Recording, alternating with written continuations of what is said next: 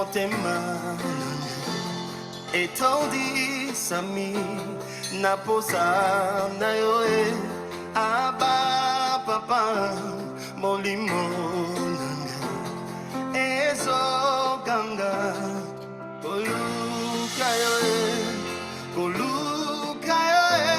nana kotika teo kotambola na yo osamotema nanga. Nous rendons grâce au Seigneur encore une fois, bien-aimés. Je vous avais promis que nous allons revenir le mardi pour continuer ce que nous avons commencé la semaine passée. Nous sommes en train de parler de l'amour, bien-aimés. J'aimerais que tu puisses comprendre avec moi. L'évangile, c'est l'amour. Et nous sur l'amour. De comprendre que nous ne pouvons pas mener une vie chrétienne et nous contenter de tout ce que Dieu fait dans notre vie si, au fond de notre cœur, nous n'avons pas l'amour. Nous devons prendre notre vie chrétienne au sérieux pour savoir qui nous sommes, avant de confirmer que les miracles qui s'opèrent dans notre vie viennent de Dieu. Nous devons faire très attention dans ce monde spirituel. Nous avons lu le mardi passé le livre de Matthieu 5, 21, nous avons compris ce que le Seigneur dit. Il dit, ce n'est pas ceux qui m'appellent Seigneur qui rentreront dans le royaume des cieux. C'est celui-là seul qui fait la volonté de mon Père qui est dans les cieux. Je ne peux pas faire la volonté de Dieu si je ne connais pas cette volonté. Il faut que je me rassure d'abord que je suis dans la volonté de Dieu pour que tout ce qui se manifeste dans ma vie au nom du Seigneur vienne de lui. Qu'est-ce qui me rassure que les miracles qui s'opèrent dans ma vie ou les témoignages que j'ai viennent de Dieu? Parce que je ne suis pas le premier à témoigner. Il y a eu des gens qui ne sont pas souciés de leur vie, la manière dont ils vivent pour savoir si ma vie manifeste la volonté de Dieu, de savoir s'ils vivent dans l'amour. Ils se sont contentés des miracles, des prodiges, pour témoigner. Mais le jour-là, ils sont venus devant le Seigneur pour dire, Seigneur, nous avons fait des miracles en ton nom, nous avons chassé des démons en ton nom, nous avons. Et la parole nous dit que Jésus a dit, je vais leur dire d'une manière claire, que je ne vous ai jamais. Dieu ne parle pas de plus, il parle de jamais. Je ne vous ai jamais connu. Quelle déception! Des personnes qui étaient persuadées, faisant la volonté de Dieu dans leur vivant, sont réalisées comment était leur vie. Parce que nous ne devons pas oublier, bien-aimés, le diable se déguise en l'ange de lumière. Il peut nous utiliser en utilisant le nom de Dieu. C'est un menteur, c'est un voleur. Si nous-mêmes, nous ne réalisons pas ce que nous sommes, nous risquons de tomber sur des pièges et des ruses du diable, pensant que ce qui se passe dans notre vie vient de Dieu. Sinon, Jésus ne pouvait pas dire à ces personnes que je ne vous ai jamais connu. Après qu'il ait fait des miracles avec eux, vous ne voyez pas que Dieu se présente comme un menteur. Comment tu as fait des miracles avec les personnes? Tu les as aidés à guérir les malades et qu'à la fin tu leur dis que je ne vous ai jamais connu. Non. Ça veut dire que même les miracles qu'ils opéraient ne venaient pas de Dieu. Je vous ai dit, rappelez-vous de la ville de Samarie. Il y avait un Simon, le magicien, qui opérait des miracles. Les gens de Samarie étaient convaincus que c'était la puissance de Dieu. Et vous ne devez pas aussi oublier que le diable lui-même, il est appelé aussi Dieu dans la Bible. Le Dieu de ce siècle. Nous ne devons pas nous contenter des miracles ou des bénédictions.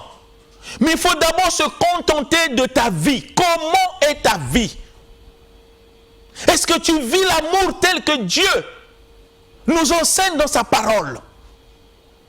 Est-ce que les relations que tu as avec les membres de ta famille, tu le vis comme le Seigneur t'enseigne dans l'amour? Les relations que tu as avec les gens du quartier, est-ce que c'est fondé sur l'amour tel que Dieu t'a enseigné? Les relations que tu as avec tes amis. Les relations que tu as avec des frères et sœurs dans l'église, est-ce que c'est fondé sur l'amour? Parce que l'amour doit être ta vie, doit être ma vie, doit être notre vie. Parce que le Dieu que nous servons s'appelle amour.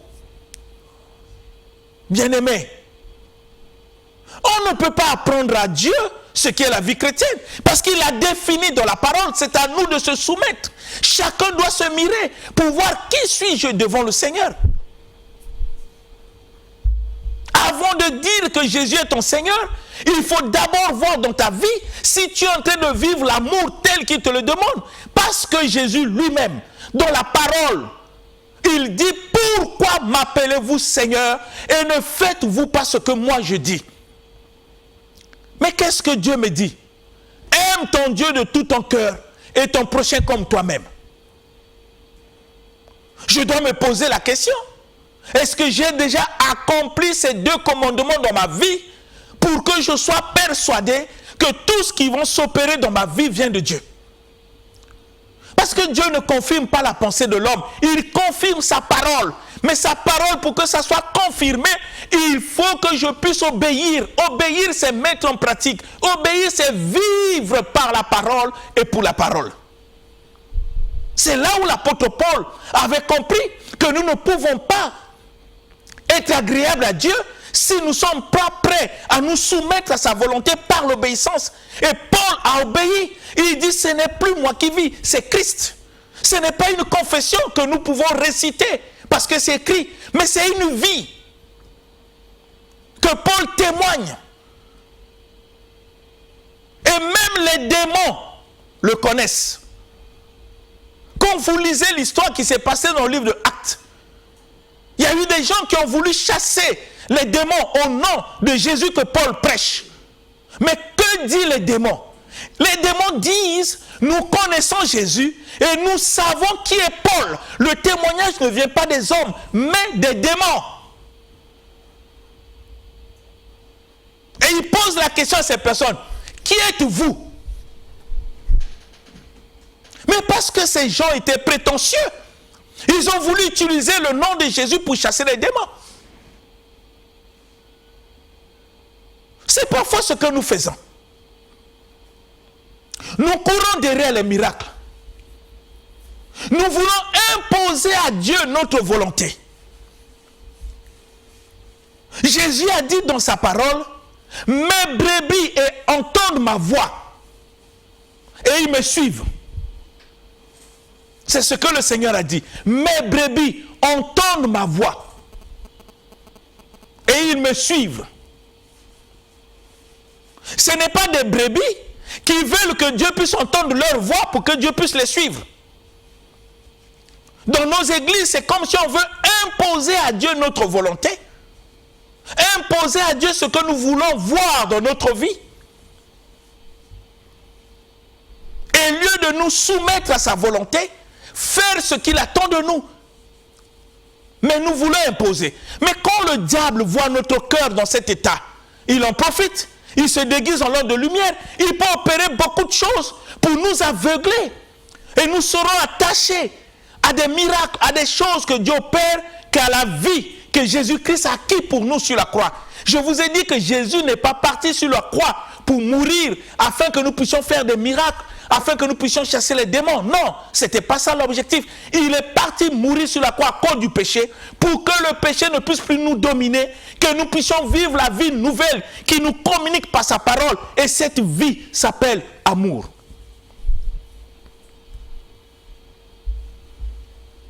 Quelqu'un qui vit dans l'amour, partout où il passe, il amène la paix. Mais ce n'est pas ce que nous sommes. C'est ainsi que Jésus a dit à ces gens, je ne vous ai jamais connus. Éloignez-vous de moi, vous qui commettez l'iniquité. L'iniquité, c'est leur comportement, leur mode de vie, qui n'était pas conforme à la volonté de Dieu, mais ils prétendent faire des miracles au nom de Dieu. Quel paradoxe! Et Jésus leur a dit d'une manière ouverte que je ne vous ai jamais connus. Est-ce que c'est ton cas? Est-ce que c'est mon cas? Est-ce que c'est notre cas? Comment nous le servons si nous n'avons pas l'amour dans notre cœur? Nous avons lu le mardi passé que même la foi ne peut qu'opérer par amour. Comment pouvez-vous expliquer que la foi qui opère tout le temps, la personne qui possède cette foi n'a pas d'amour? On peut se poser la question, est-ce que ça vient de Dieu? Est-ce que ça vient de Dieu? Nous devons faire très attention dans ce monde spirituel bien-aimé. Rassurer son cœur dans le Seigneur, c'est regarder la vie que nous menons, si cette vie est conforme à la lumière des Écritures. L'apôtre Paul disait, qui me séparera de l'amour de Dieu? L'amour toujours. Qui me séparera de l'amour de Dieu? Parce qu'il était fondé dans l'amour. Il vivait par l'amour. C'est à cause de l'amour que l'apôtre Paul pouvait dire « Injuriez, nous bénissons ». Ça, c'est le langage de l'amour.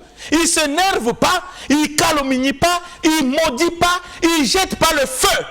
Il dit « Injuriez, nous bénissons ». Persécuter, nous supportons. Pour le faire, il faut avoir l'amour. Parce que c'est une vie qui nous rend plus forts. Une vie qui nous rend plus que vainqueurs. Une vie qui fait que toute arme forgée contre nous sera sans effet. L'amour, tel que Dieu le veut. Et nous avons lu aussi, dans le livre de Corinthiens 13, que Dieu dit, je peux parler les langues des hommes et les langues des anges. Ce n'est pas une fierté d'être à l'église pour dire c'est bien, mais la question, qui est en train de parler en langue? Est-ce que c'est celui qui a l'amour? Mais si je n'ai pas l'amour, Dieu dit, tout ce que je fais est nul, nul, mon frère, ma soeur, toi qui m'écoutes. Dieu, on ne s'amuse pas avec. On ne s'amuse pas avec la vie chrétienne. Si je me mets à parler en langue et que je sais que dans mon cœur, je n'ai pas l'amour, je le répète, je n'ai pas l'amour, et qu'il y a des gens que je n'arrive pas à saluer, à causer, il y a des gens que je vis avec eux par hypocrisie, le Seigneur dit, tous les parlants en langue que j'ai est nul. Parce que tu le sers, mais lui que tu sers, il te dit que si ton cœur n'a pas l'amour tel qu'il le veut, tout ce que tu fais en son nom est nul. Ça ne sert à rien. C'est un temps perdu.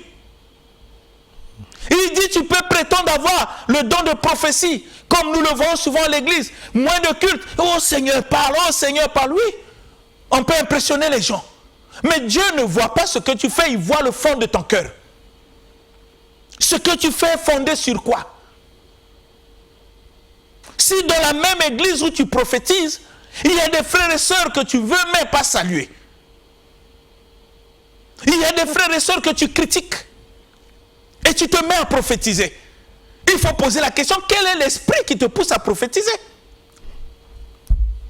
Parce que le Seigneur nous dit d'une manière claire, quand tu sais que dans ton cœur, il y a des problèmes avec des gens, avant même de prier, laisse d'abord, va réparer, va te réconcilier et reviens faire ton travail. Mais toi, tu ne t'es pas réconcilié, tu commences à nous dire les yondo boro boro boro, tu commences à nous prophétiser.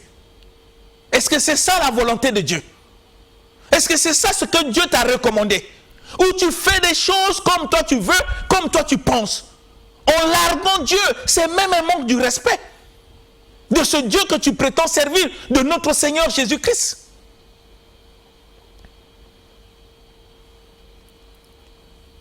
Il faut faire des choses selon sa volonté, en sachant qui tu es. Quand tu dis aux gens que tu es chrétien, tu sais de quoi tu parles. Tu ne parles pas pour amuser la galerie. C'est une question de vie, bien-aimé. Sortons de l'enfantillage et des aventures que nous faisons. Prenons notre vie chrétienne au sérieux pour comprendre qu'est-ce que je vais chercher à l'église. Si aller à l'église ne me pousse pas à être ce que Dieu attend de moi, ce n'est pas la peine, je peux rester à la maison. Dieu n'en a pas besoin. Au lieu d'aller perdre mon temps, parce que mon cœur n'est pas encore disposé à vivre tel que Dieu le veut, mais je reste à la maison. Je ne peux pas aller perdre de temps pour faire semblant d'une spiritualité qui n'existe pas, qui n'est même pas fondée sur l'amour. Bien-aimés, réfléchissons à notre vie spirituelle. Ce n'est pas le nombre des années qui fait de toi chrétien. Ce n'est pas les années qui font de toi chrétien. Non. C'est ta vie. C'est la décision que tu prends pour être ce que Dieu veut. Tu luttes contre toi-même, comme l'apôtre Paul a su le dire. Je traite durement mon corps. Pourquoi il traite? Mais parce qu'il veut que son corps puisse être assujetti à la volonté de Dieu. Même si son corps veut l'amener à la haine, à la médisance, il dit non. Dieu m'a appris dans sa parole. Je dois aimer mes ennemis. Je dois prier pour ceux qui me persécutent. Je dois bénir ceux qui me maudissent. Ça, c'est la volonté de Dieu. Même si mon corps ne veut pas, si moi je veux être ce que Dieu veut, je dois lutter contre moi-même pour amener mon corps à être soumis, assujetti à la volonté du Seigneur. Ça, c'est un chrétien. C'est quelqu'un qui est fidèle. C'est quelqu'un qui ne va pas à l'église pour faire des aventures. Il va honorer l'œuvre que le Seigneur Jésus a accomplie sur la croix pour lui. Parce que l'obéissance est la réponse à l'amour de Dieu sur la croix pour nous. Réfléchissons. On veut que Dieu puisse faire de grandes choses dans notre vie. Parce que nous sommes qui? Si notre cœur se rebelle tout le temps, de ne pas mettre en pratique sa parole, qu'est-ce qu'on attend de Dieu? Si nous le nions par notre comportement, qu'est-ce qu'on attend de lui? On ne peut pas vouloir une chose et son contraire. Vous comprenez comment Dieu nous enseigne dans la parole, dans le livre d'Apocalypse? Qu'est-ce qu'il dit? Où tu es froid, Dieu aime les choix. Où tu es chaud. Mais quand tu es tiède, tu vis dans un mélange. Le Seigneur dit, il te vomit. Donc il faut faire un choix, bien-aimé. C'est une question individuelle. Comme ce que Dieu a dit, celui-là seul, celui-là. Il ne dit pas tout le monde, celui-là. Parmi ceux, celui qui va décider d'être ce que moi je veux, c'est celui-là qui sera sauvé.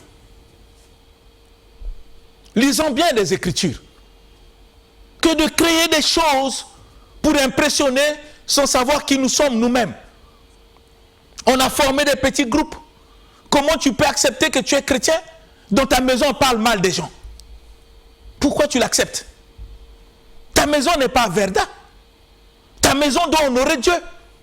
Ta maison doit glorifier le Seigneur. Tu ne peux pas permettre que quelqu'un, que ce soit frère et soeur, qui vienne dans ta maison pour amener les noms des gens. Ce n'est pas ce que Dieu t'a recommandé.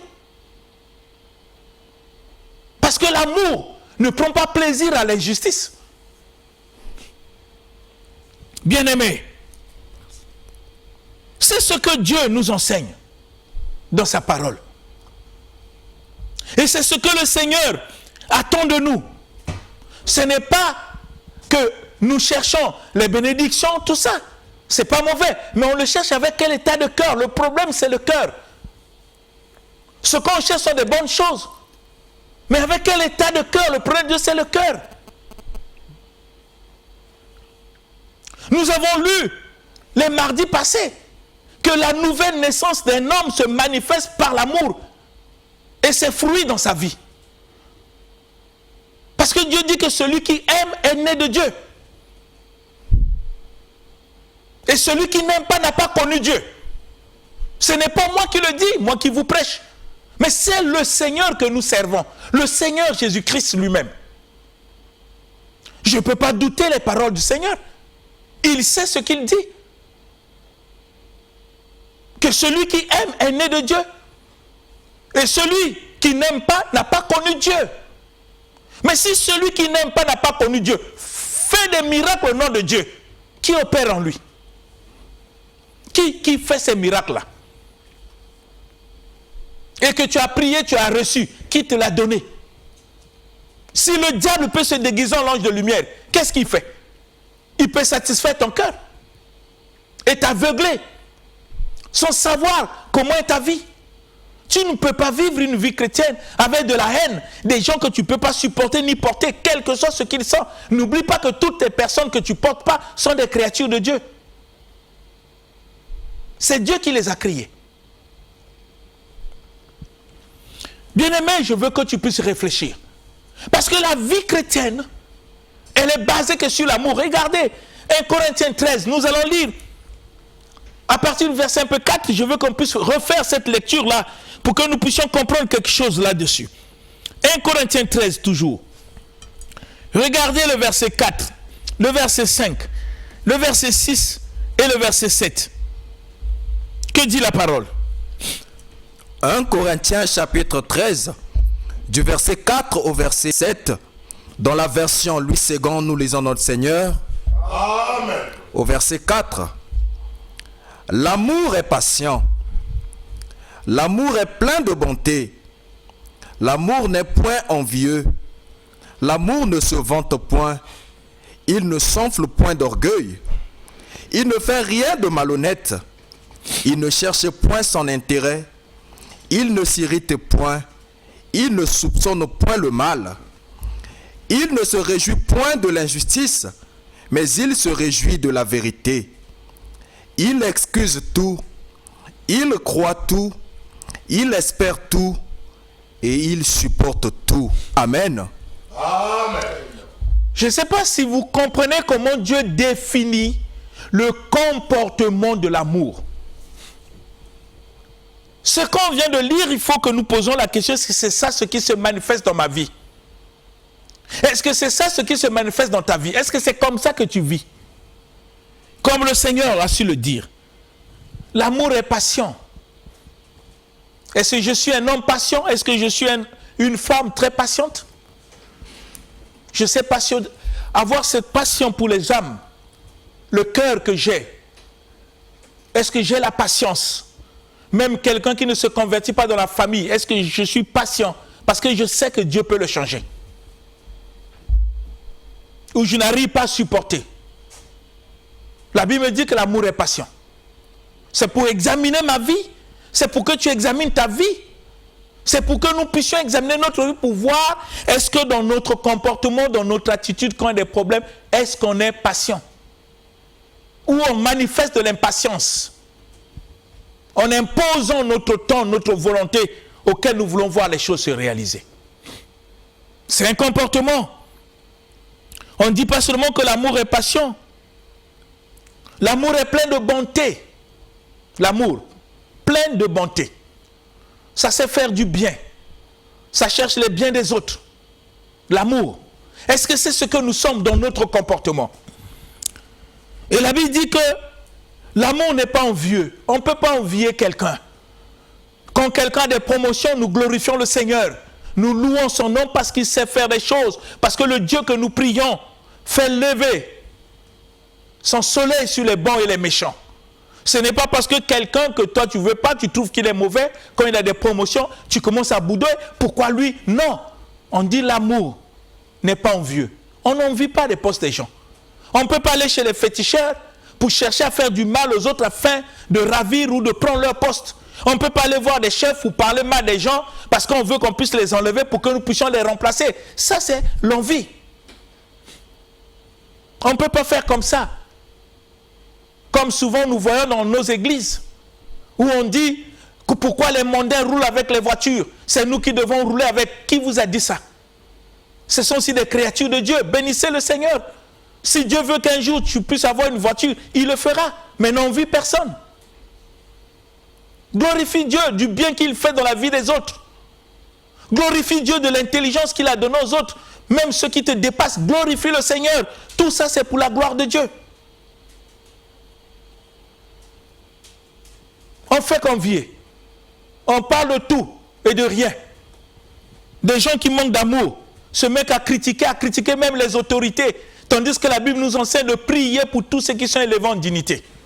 Pour les rois, tout ça. Ce n'est pas ce qu'on fait. Et on prétend avoir l'amour tel que Dieu le veut. On dit que l'amour ne se vante point. Parce que quand on fait quelque chose, même si Dieu opère des miracles, on veut se vanter pour que tout le monde sache que nous avons fait quelque chose. Ça ne fait pas partie de l'amour. Vous comprenez comment Dieu définit l'amour pour que nous réalisons est-ce que c'est ce que nous sommes. La Bible dit, l'amour ne s'offre pas d'orgueil. On n'a pas l'autosuffisance. On ne se suffit pas en nous-mêmes, on a toujours besoin des autres. On ne se croit pas grand. On ne se croit pas au-dessus des autres. Mais on se croit toujours serviteur, prêt à servir. L'amour n'est pas orgueilleux. L'amour ne fait rien de malhonnête, bien-aimé. L'amour ne cherche pas son intérêt, parce qu'en cherchant des intérêts, nous pouvons créer beaucoup de dégâts. À cause de nos intérêts, on peut arriver même à mentir pour avoir quelque chose. On peut même voler à cause de nos intérêts. On peut pousser les autres au mal à cause de nos intérêts. On peut faire aussi pécher les autres à cause de nos intérêts. Parce qu'on veut. Ça, ce n'est pas l'esprit de l'amour. L'amour ne s'hérite point. On est prêt à s'enflammer, même n'importe quel problème. On n'a pas la maîtrise de soi. Voyez, quand nous vivons comme ça, est-ce qu'on peut être fier?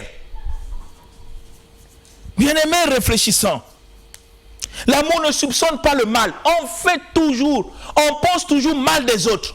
Quand l'autre fait quelque chose, on veut tu interpréter. Pourquoi il a fait ça? Parce qu'il veut montrer. Lui, il est matalana. Lui, qui t'a dit ça? Qui t'a dit ça? Comment quelqu'un qui prie, qui prétend avoir l'amour de Dieu, peut avoir de telles pensées? Quand l'autre a fait quelque chose, bénis le Seigneur. Pourquoi tu veux chercher à comprendre, à montrer aux gens que s'il a fait, c'est parce qu'il veut se faire voir? C'est ce qu'il t'a dit. Tu es chrétien. Est-ce que c'est ça ce que le Seigneur t'a recommandé? Est-ce que la vie de l'amour soupçonne le mal?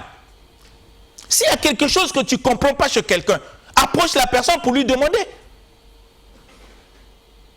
Au lieu de créer des choses pour le présenter comme s'il est mauvais.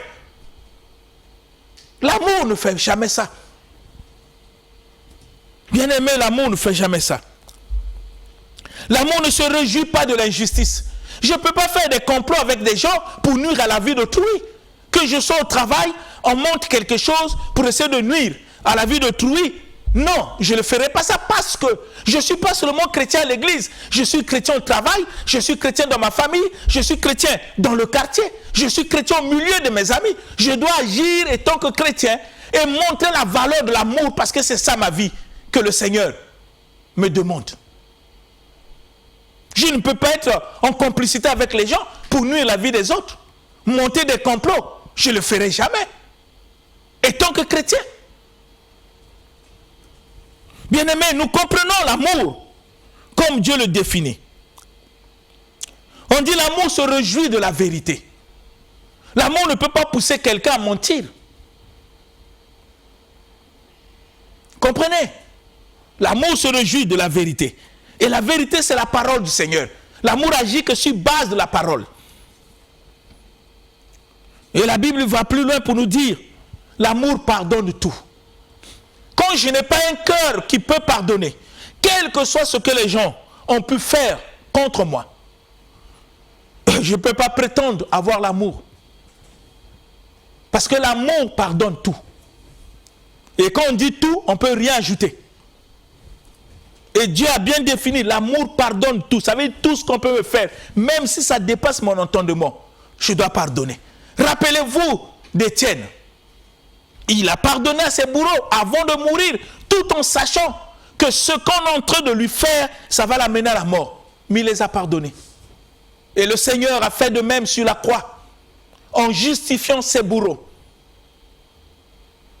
Est-ce que toi et moi, c'est ce que nous faisons? Ou nous gardons des dons dans notre cœur pour le rappeler après, pour des personnes qui nous ont fait du mal. L'amour excuse tout, pardonne tout. L'amour croit tout, l'amour espère tout.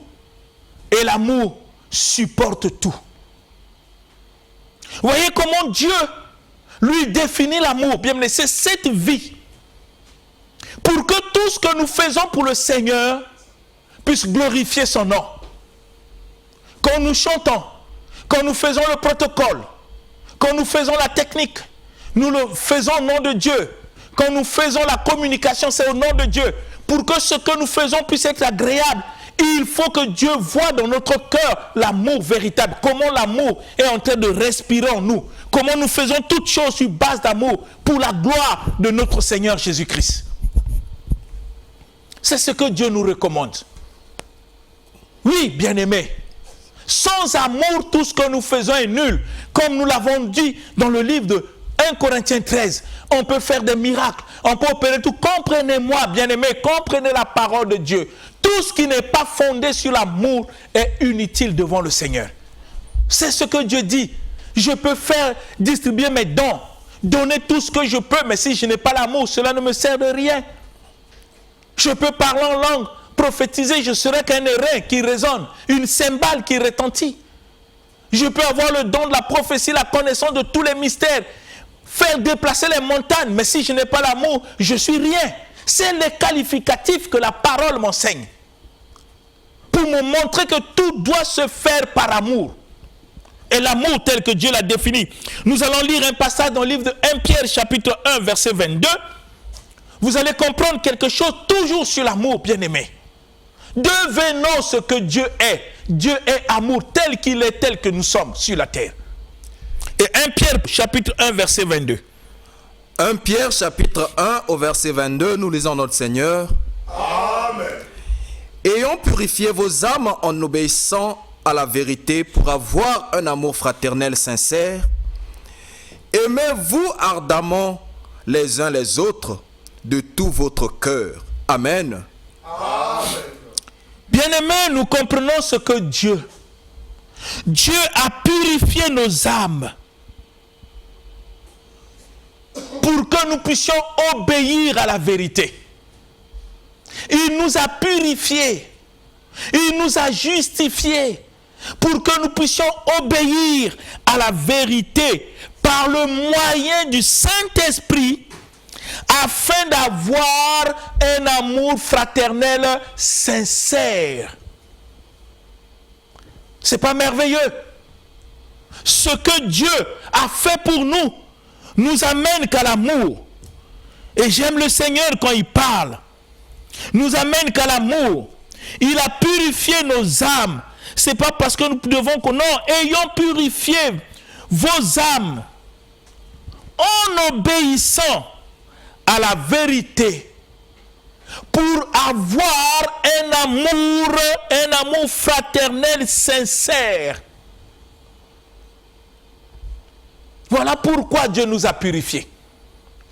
Pour que nous puissions avoir un amour fraternel sincère en obéissant à la vérité. Et le Seigneur va plus loin. Qu'est-ce qu'il dit? Il dit, aimez-vous ardemment. Aimez-vous ardemment les uns les autres de tout votre cœur. Est-ce que c'est ce que nous faisons? Est-ce que c'est ce que nous sommes à l'église? Entre des frères et des sœurs. C'est ce que Dieu nous recommande, bien-aimés. Si nous n'arrivons pas à être ce que Dieu nous recommande, comment nous pouvons prétendre que nous faisons des miracles en son nom? Comment? Comment, bien-aimés? Le Seigneur est clair. Pour que nous puissions avoir un amour fraternel sincère, aimez-vous ardemment les uns les autres d'un cœur pur. D'un cœur pur ou de tout votre cœur, comme disent d'autres versions. C'est la raison qui a amené Dieu à nous purifier. La question toujours qu'on peut se poser, est-ce que c'est ce que je fais? Est-ce que c'est ce que tu fais? Est-ce que c'est ce que nous faisons? Essayez d'imaginer si ces recommandations étaient notre vie dans l'église. Est-ce qu'il y aura des divisions? Est-ce qu'on peut se constituer un petit groupe? Est-ce qu'il y aura des frères et sœurs qui vont continuer à calomnier les autres? Si vraiment nous nous aimons ardemment, avec un amour fraternel, sincère, de tout notre cœur, comme le Seigneur nous le recommande dans sa parole, est-ce que vraiment on aura des problèmes à l'église? Est-ce qu'on peut être un problème pour la famille? Est-ce qu'on peut être un problème pour les amis au travail? Est-ce qu'on peut être un problème pour les amis dans le quartier? Bien-aimés, réfléchissons à ce que Dieu attend de nous. Ne menons pas une vie chrétienne dans l'aveuglement. Non! La vie chrétienne, c'est ce que Dieu nous recommande. Moi-même qui vous prêche, je dois m'examiner. Est-ce que c'est comme ça que je vis? S'il y a des manquements, je dois prier le Seigneur qui m'aide. Comme l'apôtre Paul dit, je n'ai pas encore atteint la perfection, mais je cours pour la saisir. Vous voyez, il a soif d'être ce que Dieu veut. Mais il fait un pas. Il fait les efforts. Est-ce que nous le faisons? Ou nous courons derrière les bénédictions, derrière les visas, toutes ces choses, ce n'est pas mauvais. Mais ça nous amène où?